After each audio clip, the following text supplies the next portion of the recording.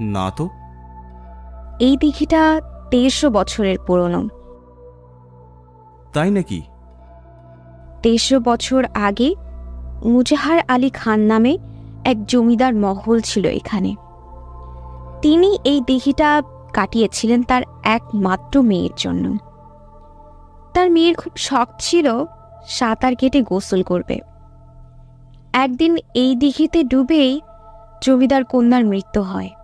আজ সময়ের স্রোতে জমিদার মহলের সব চিহ্নই ধুয়ে মুছে গেছে, শুধু দিঘিটা রয়ে গেছে।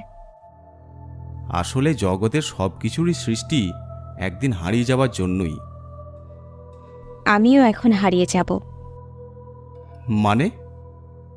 মানে আমি এখন চলে যাব।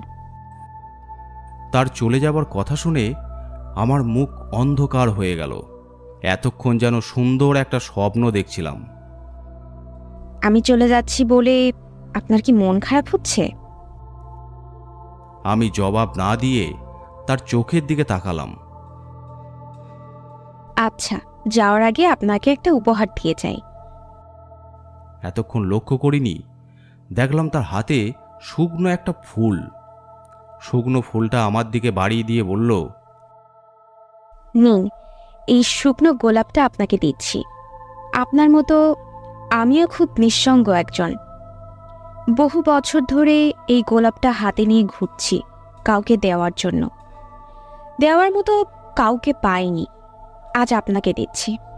আপনার যদি আবার আমার দেখা পেতে ইচ্ছে করে, তাহলে এই শুকনো গোলাপটা রাতে ঘুমানোর আগে পানিতে ভিজিয়ে রাখবেন।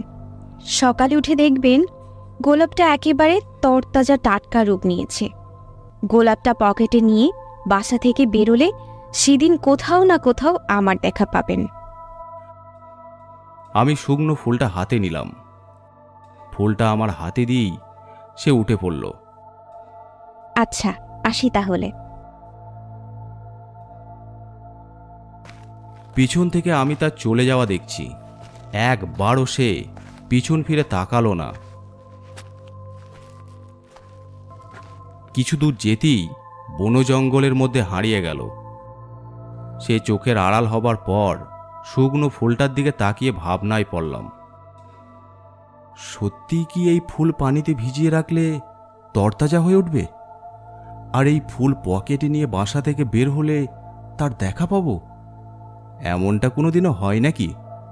নিশ্চয়ই কনে পক্ষের কোনো মেয়ে আমাকে বোকা বানিয়ে গেছে। ফেরার পথে বাসে